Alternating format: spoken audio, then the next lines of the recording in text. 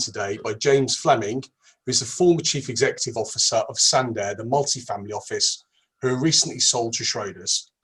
Prior to this, James was the Chief Executive Officer and Vice Chairman of the private bank Arbuthnot Latham, and quite clearly has a lot of experience across the wealth segments, both domestically and internationally.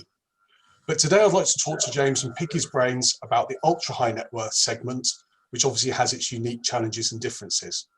So I'm delighted, James, that you're here. Thank you for taking the time to speak to me. But before we talk about anything else, I've got to ask how you are and how you're coping with this lockdown. Oh, well, first of all, good afternoon, Simon. It's nice to see you again. Well, I'm well, thank you. Yes, coping with the lockdown, getting into a little bit of a routine. Well, routine we've pretty much been in since we've been working from home, I guess.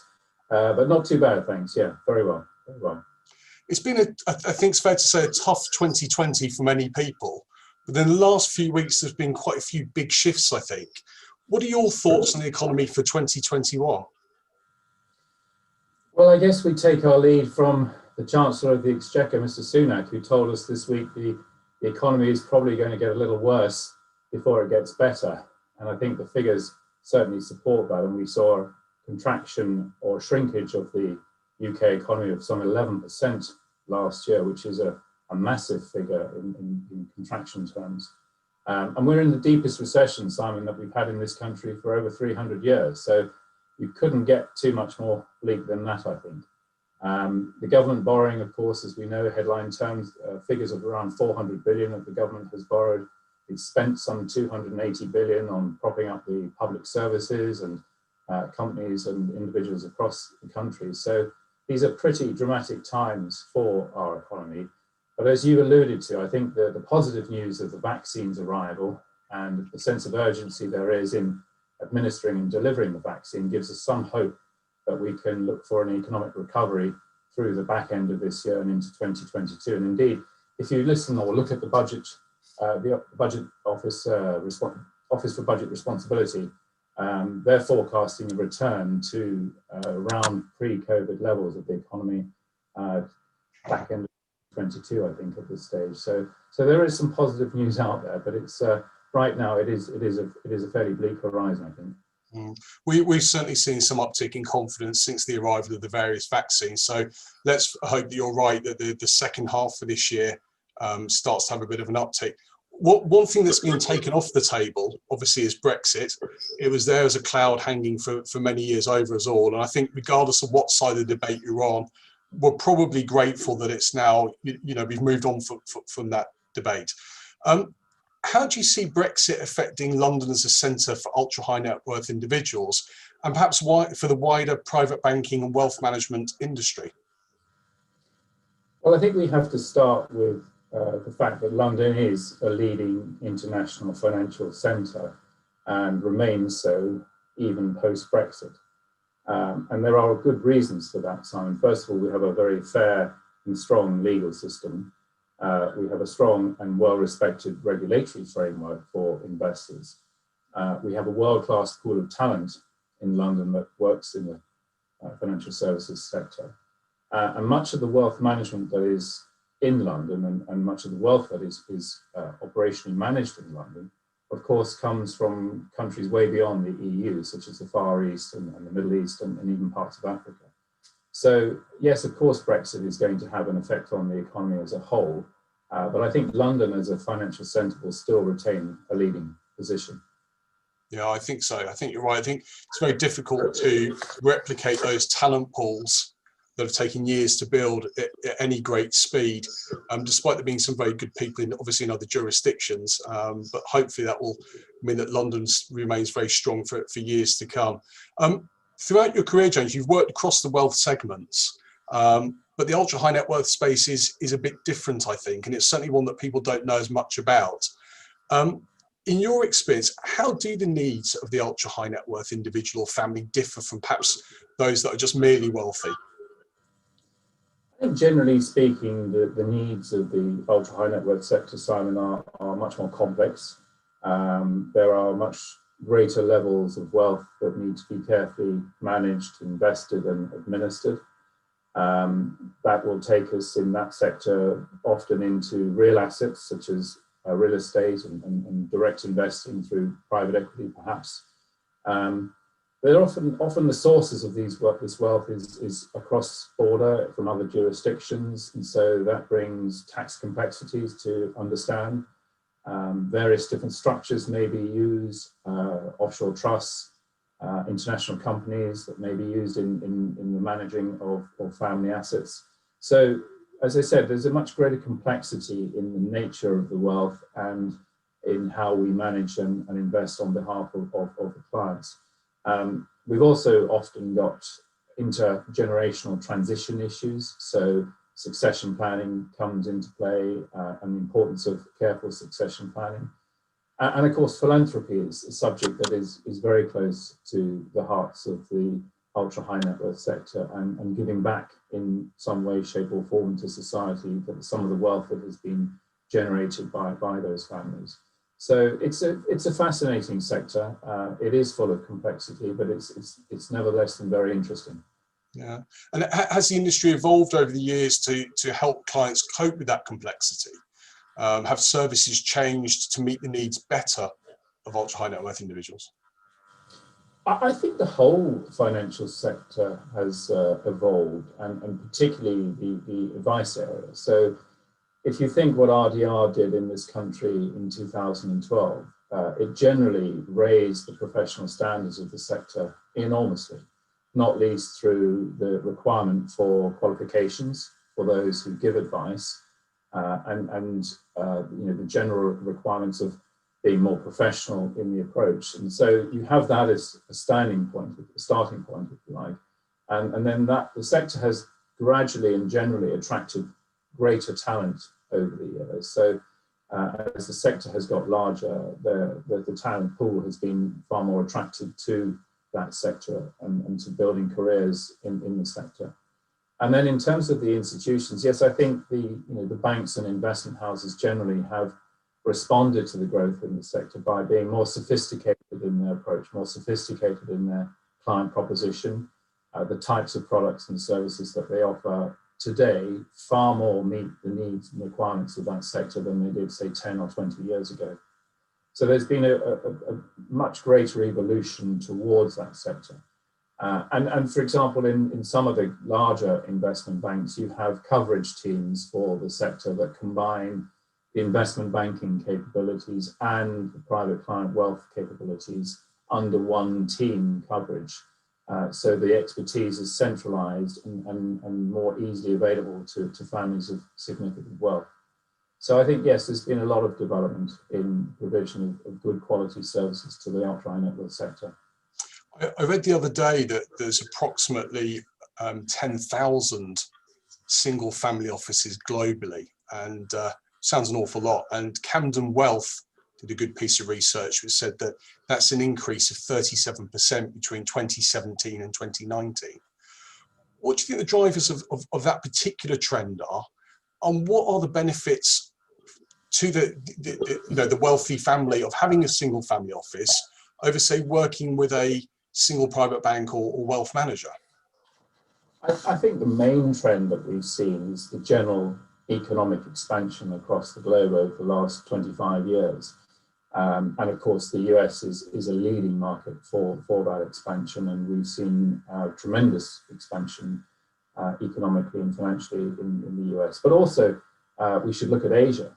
And one of the recent trends there is the growth and importance of Hong Kong and Singapore. And Singapore in particular has positioned itself as a center for family offices in that part of the world, in Southeast Asia, and has adapted its laws and regulations to attract family offices to center themselves, base themselves in Singapore. In Hong Kong, of course, the center there is probably benefiting from the growth in Chinese wealth, and we hear of many companies that have IPO'd in recent years and created tremendous liquidity for the owners of those companies, and the growth in the family offices in Hong Kong probably represents that Chinese wealth that is looking to be carefully managed and administered. In the Middle East, we've seen a growth of, I think, from around 400 to 600 family offices there in the Middle East region in recent years. So that's also contributing to that growth.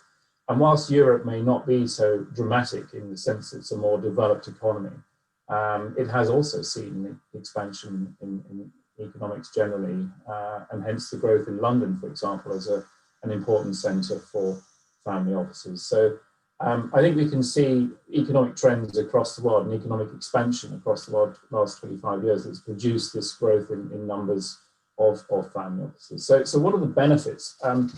I guess if we go back to one of the earlier questions, we talked about the complexities of family wealth at the ultra high net worth level. And one of the key benefits of centralizing the management and administration of a family's assets under one roof is that you have that control and command and control in one place in the family office. And the family is in direct control of its asset base. It can appoint key talent to manage that wealth on its behalf. It can manage disparate family members who may be in more than one location, maybe across border in different parts of the world, and it's easier to control the family wealth through the family office in that sense. But we shouldn't lose sight of the fact that I think the average cost of a family office is over $5 million a year. So it's not for the faint-hearted, you might say. And there is a substantial sort of almost fixed cost in just getting a family office up and running. So it's not for families who do not have significant wealth. It's very much for those who have created that liquidity and have the size of wealth that can afford the cost base. Is there a bite point, James, at which it becomes logical for people to set up that sort of structure? I think various views on this one, Simon, but I think the average would be around $500 million would be a sort of a size for a single family office. And in that sense, you probably have many different members of the family housed under that family office. So it's not all in the hands of one person or one individual, but it's centralized there. And quite often you'll see families of that level of wealth start to create family councils.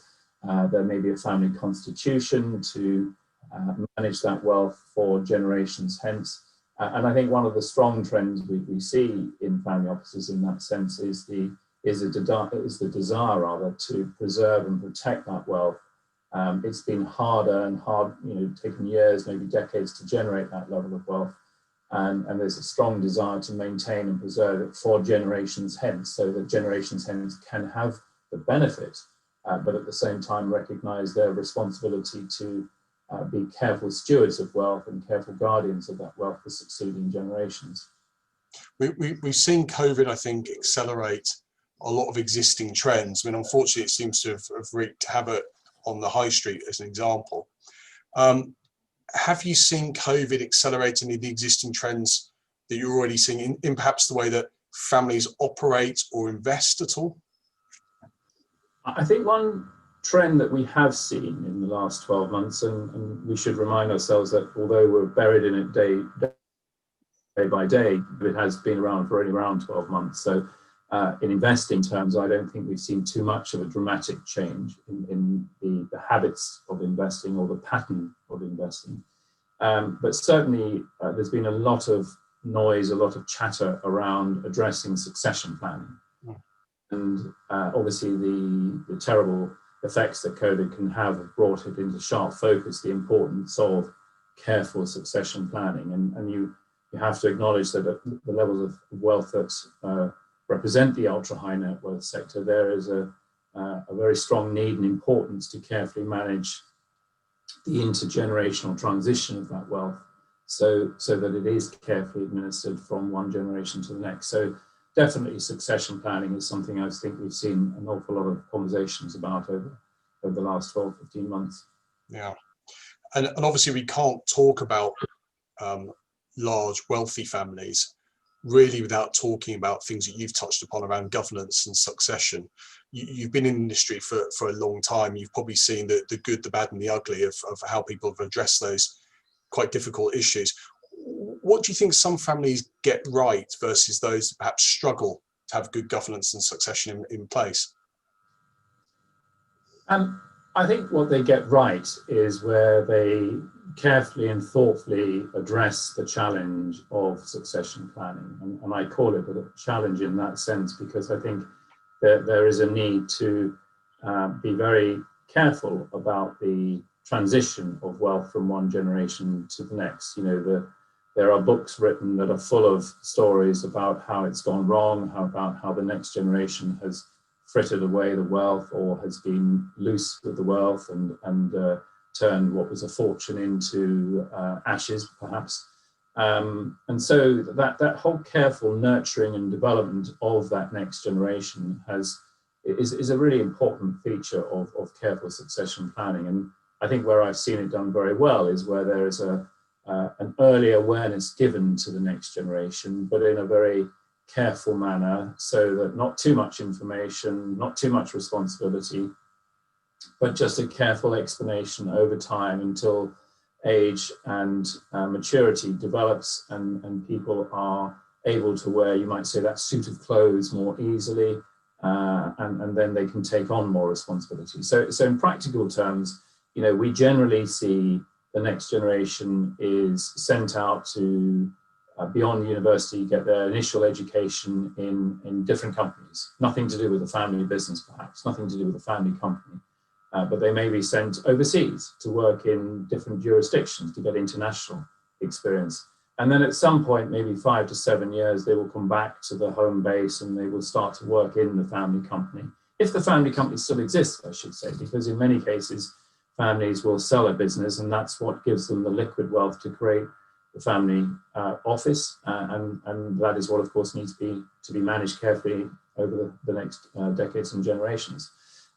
So sum it up, Simon, by saying just this very careful approach to explaining, developing, evolving the understanding of wealth and the burden of responsibility that it brings. So it's that early engagement, that transparency, and it's very interesting to talk to you about, to hear you talk about that burden of wealth, which perhaps to many of us who aren't in that situation might find confusing, but I understand exactly what you're trying to say from that, and you must have seen that burden firsthand over your many years in the market. Yes, I have, and I'll give you a very simple example that everyone would be aware of, which is if you take the National Lottery. Yes, it's created many millionaires over the years that it's been in operation, but there's also quite a lot of stories that have since come out of how it's ruined people's lives. That sudden arrival of newfound wealth has not sat comfortably with a lot of people, and there are many tragic stories of where it's gone horribly wrong. And I don't want to dwell on that, but I think it is a good representation of that phrase, the burden of wealth. It might sound fantastic to have significant wealth and all the opportunities that it brings, and I can't deny that. But at the same time, it does bring a burden of responsibility that sometimes is worn quite heavily. Yeah, absolutely. Well, thank you for that insight. Moving forwards, looking to the sunny uplands of what's perhaps to come in the next year or next few years, what do you see as the main themes for wealthy families and therefore those that provide services to them over the next 5 to 10 years?